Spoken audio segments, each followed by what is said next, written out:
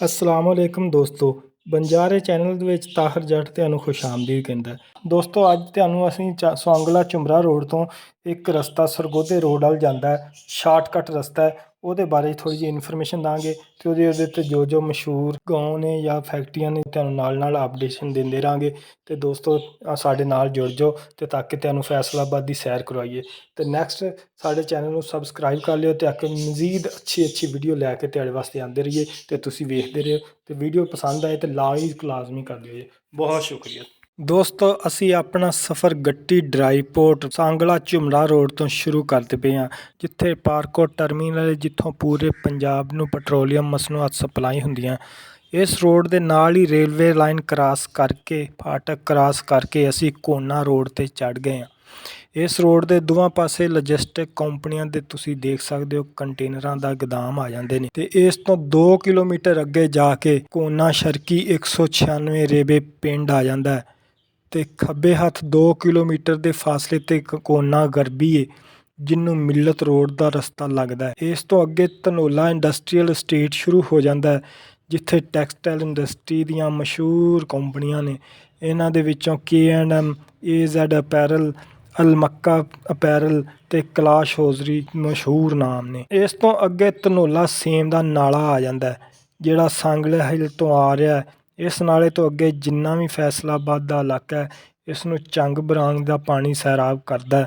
ਤੇ ਇਸ ਤੋਂ ਪਿਛਲਾ ਜਿਹੜਾ ਇਲਾਕਾ ਸੀ ਤੇ ਜਿੰਨਾ ਵੀ ਇਸ ਸੇਮ ਦੇ ਖੱਬੇ ਪਾਸੇ ਇਲਾਕਾ ਹੈ, ਉਹ ਸਾਰਾ ਰੱਖ ਬਰਾਂਜ ਦੇ ਪਾਣੀ ਨਾਲ ਸੈਰਾਬ ਹੁੰਦਾ ਤੇ ਉਹਨਾਂ ਦੇ ਪਿੰਡਾਂ ਦੇ ਨਾਲ ਰੇਬੇ ਲੱਗਦਾ। ਤੇ ਅੱਗੇ ਚੱਕ ਨੰਬਰ 117 ਜੀਮਬੇ ਧਨੋਲਾ ਸ਼ੁਰੂ ਹੋ ਗਿਆ। ਇੱਥੇ ਪਹਿਲੇ ਵੱਡੀ ਤੇ ਜਾਨਵਰਾਂ ਦੀ ਬੜੀ ਵੱਡੀ ਮੰਡੀ ਲੱਗਦੀ ਹੁੰਦੀ ਸੀ, ਤੇ ਹੁਣ ਆਬਾਦੀ ਤੇ ਫੈਕਟਰੀਆਂ ਜ਼ਿਆਦਾ ਹੋਣ ਦੀ ਵਜ੍ਹਾ ਤੋਂ ਸ਼ਹਿਰ ਤੋਂ ਬਾਹਰ ਚਲੀ ਗਈ ਹੈ। ਅੱਗੇ ਧਨੋਲਾ ਚੌਕ ਮਿਲਤ ਰੋਡ ਆ ਗਿਆ। ਇੱਥੋਂ ਸੱਜੇ ਪਾਸੇ ਨੂੰ ਡਿਪਟੀ ਵਾਲਾ ਇੰਟਰਚੇਂਜ ਮੋਟਰਵੇ ਤੇ ਉਸ ਤੋਂ ਅੱਗੇ ਖਿੱਚੀਆਂ ਬਰਨਾਲਾ ਤੇ ਝੁਮਰਾ ਚਨਿਓਟ ਰੋਡ ਤੱਕ ਨੂੰ ਰੋਡ ਜਾ ਰਿਹਾ।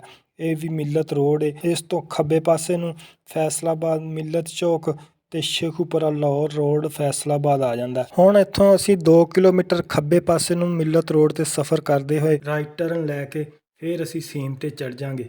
ਇਹ ਸੇਮ ਨਾਲੇ ਦੇ ਸੱਜੇ ਪਾਸੇ ਫੈਕਟਰੀ ਏਰੀਆ, ਜਿੱਥੇ ਫਿਰ ਕਲਾਸ਼, ਇੰਟਰਲੂਪ, ਸਦਾਕਤ ਤੇ ਹੋਰ ਬੜੀਆਂ ਮਸ਼ਹੂਰ ਫੈਕਟਰੀਆਂ ਦੇ ਬ੍ਰਾਂਡ ਨੇ।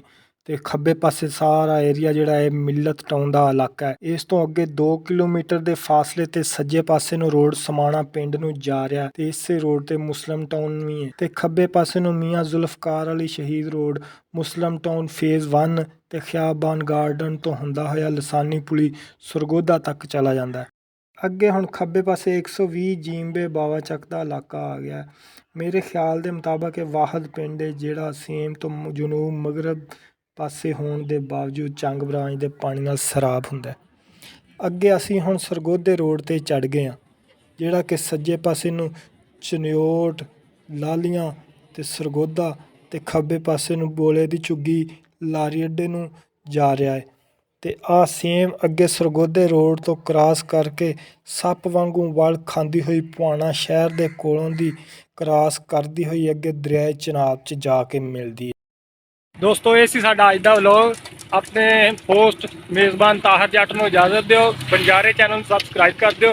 ਤੁਹਾਡੀ ਮਿਹਰਬਾਨੀ ਯਾਰ, ਤੁਹਾਡੇ ਵਾਸਤੇ ਬੜੀ ਮਿਹਨਤ ਕਰਕੇ ਵੀਡੀਓ ਲੈ ਕੇ ਆਈ ਦੀ ਹੈ। ਪੂਰੇ ਫੈਸਲਾਬਾਦ ਨੂੰ ਤੁਹਾਡੇ ਤੇ ਐਕਸਪਲੋਰ ਕਰ ਰਹੇ ਹਾਂ, ਤੇ ਮਿਹਰਬਾਨੀ ਤੁਹਾਡੀ ਸ਼ੇਅਰ ਕਰ ਦਿਆ ਕਰੋ ਤੇ ਨਾਲੇ ਲਾਈਕ ਵੀ ਕਰ ਦਿਆ ਕਰੋ ਯਾਰ। ਬਹੁਤ ਬਹੁਤ ਸ਼ੁਕਰੀਆ। ਦੁਆਵਾਂ 'ਚ ਯਾਦ ਰੱਖਿਓ ਤੇ ਆਪਣਾ ਤੇ ਉਹਨਾਂ ਲੋਕਾਂ ਦਾ ਖਿਆਲ ਰੱਖਿਓ ਜਿਹੜਾ ਤੁਹਾਡਾ ਬਹੁਤ ਸਾਰਾ ਖਿਆਲ ਰੱਖਦੇ ਨੇ। ਇਸ ਦੇ ਨਾਲ ਹੀ ਇਜਾਜ਼ਤ ਦਿਓ ਤਾਹਰ ਜੱਟ ਨੂੰ। ਅੱਲਾ ਹਾਫਿਜ਼।